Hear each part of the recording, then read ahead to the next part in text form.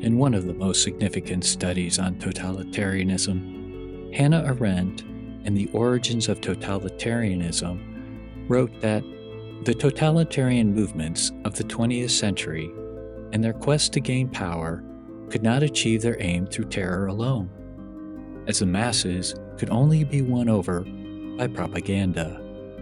She quotes Nazi propagandist Eugene Hadamovsky as saying, "The true goal of totalitarian propaganda was the accumulation of power without the possession of the means of violence." Propaganda, Arendt asserted, is one and possibly the most important instrument of totalitarianism for dealing with the non-totalitarian world. Totalitarian propaganda isn't just about persuasion, it's about control. It twists truth, distorts reality, and preys on our deepest anxieties and fears. In part 2 of a 2-part series, we continue our discussion on the role propaganda plays in bringing into existence and sustaining a totalitarian system. So join me now in the propaganda universe.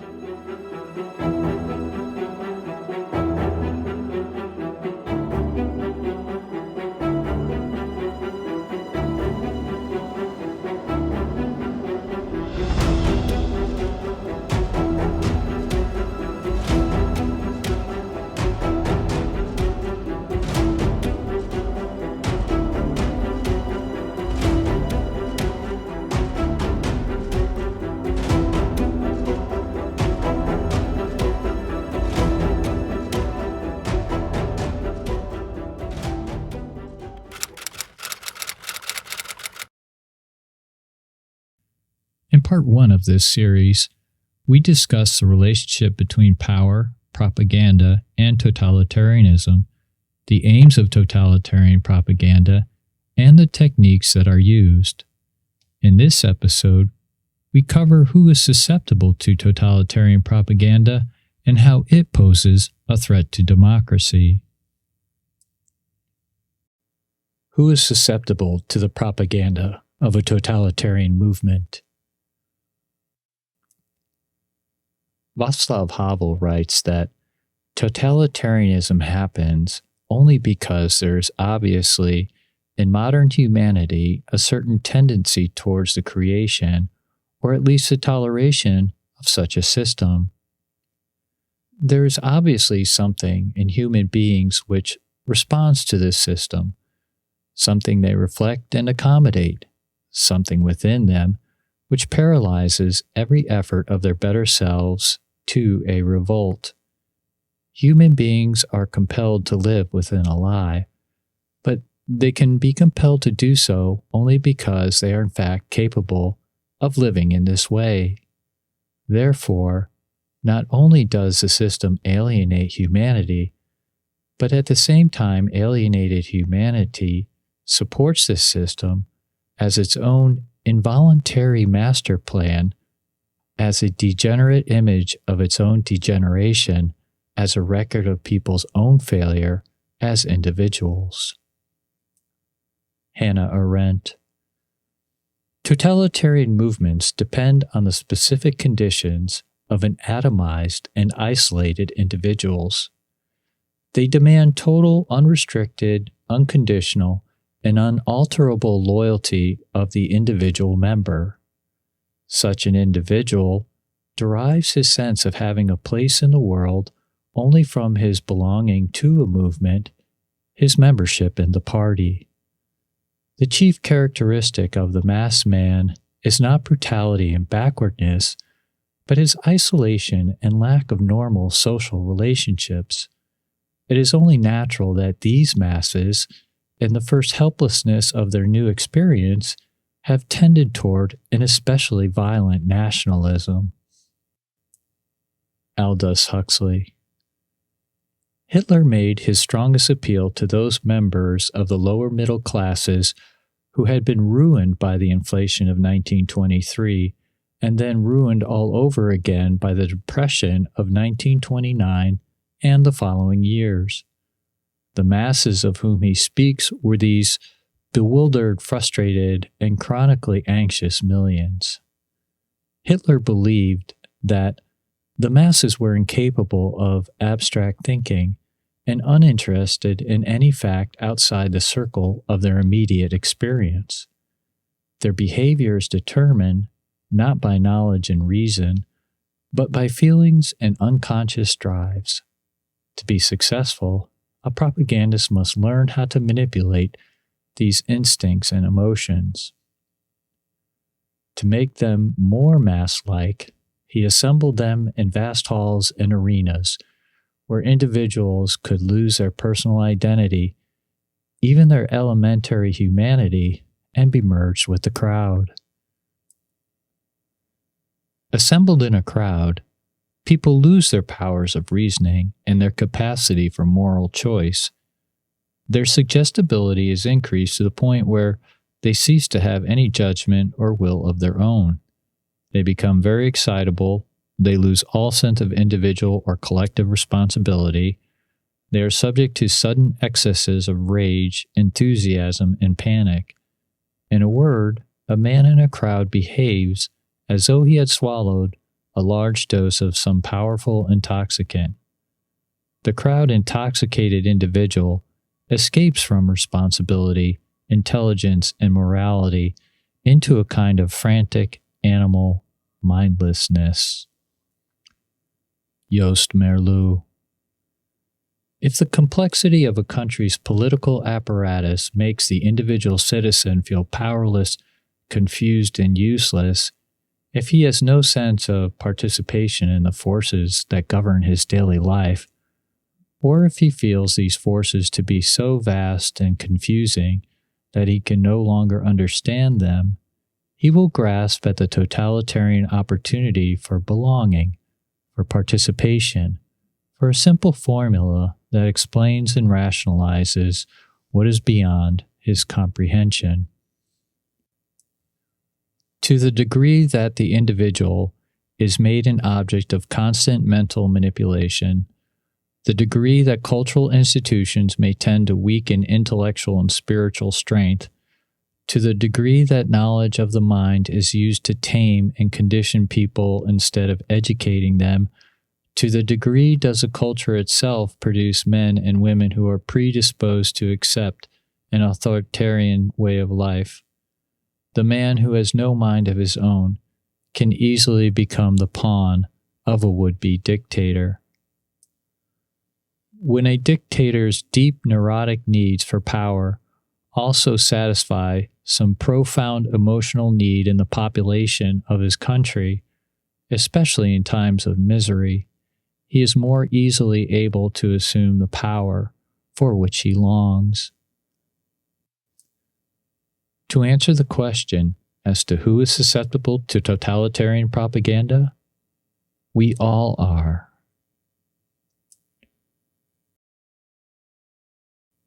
The defeat of democratic systems and institutions.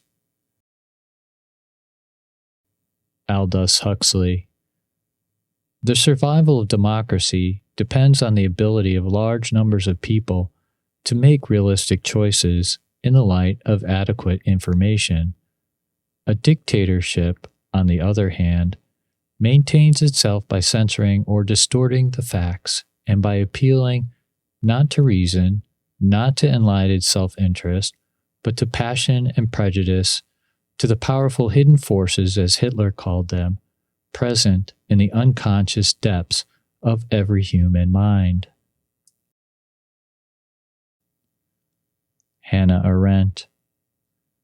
The fundamental reason for the superiority of totalitarian propaganda over the propaganda of other parties and movements is that its content is no longer an objective issue about which people may have opinions, but has become as real and untouchable an element in their lives as the rules of arithmetic. Concerning the success of totalitarian systems in the period between the world wars, Arendt noted that totalitarian movements abused democratic freedoms in order to abolish them. In doing so, She observed that two illusions regarding democratically ruled countries were shattered. One illusion was that the majority of the population was actively engaged in the civil process of governance. The reality that totalitarian movements recognized and took advantage of was actually the inverse. The politically neutral and the indifferent masses represented the majority. Consequently, a democracy could function according to rules imposed by a minority.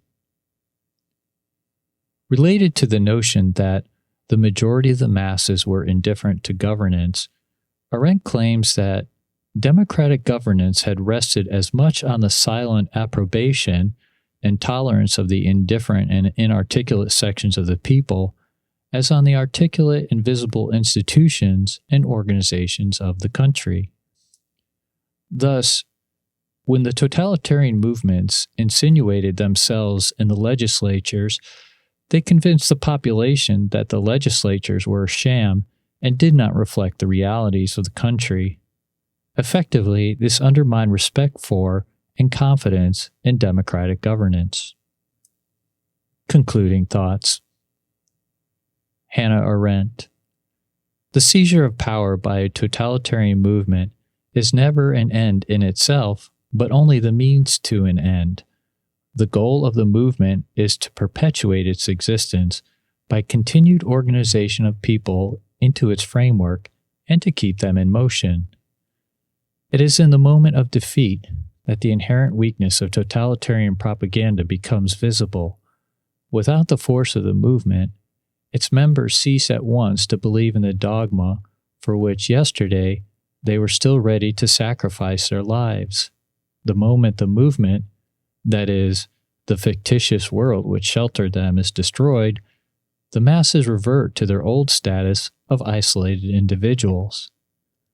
Former members of totalitarian movements will quietly give up the movement as a bad bet and look around for another promising fiction.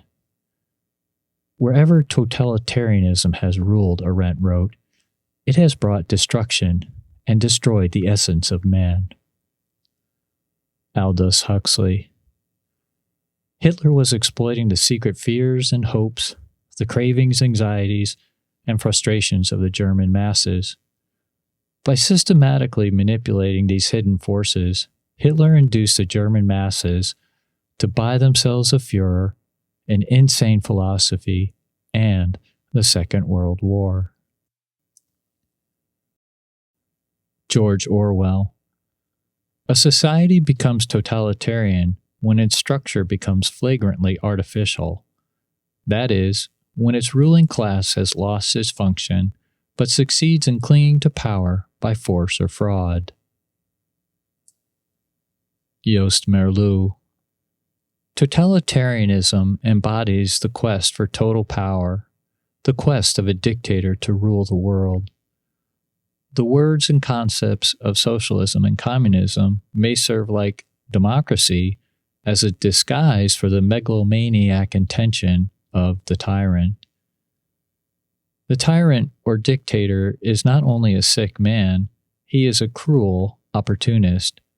He sees no value in any other person and feels no gratitude for any help he may have received.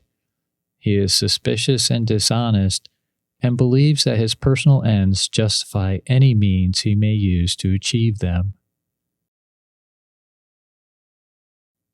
I am deeply aware of the contagious nature of totalitarian propaganda and of the fact that free citizens in a free country must be on their guard to protect themselves.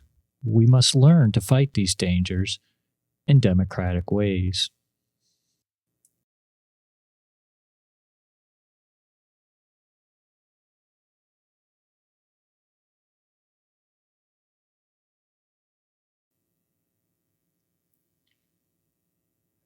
Well, I hope you've enjoyed today's episode and that you'll join me in the next. Podcast versions of Propaganda Universe's videos are available through most of the podcast directories, or you can visit either the Propaganda Universe's Buzzsprout page through the links located in the video description. You can support the mission of Propaganda Universe by making a contribution through Patreon or PayPal. And as always, please remember to like, subscribe, and share this video. If you are interested in similar content, please consider checking out the podcast Cognitive Crucible, which features interviews with subject matter experts on various subjects related to propaganda and influence. A link to the Cognitive Crucible podcast is located in the video description. I hope to see you again for the next episode, and thank you so much for joining me in the Propaganda Universe.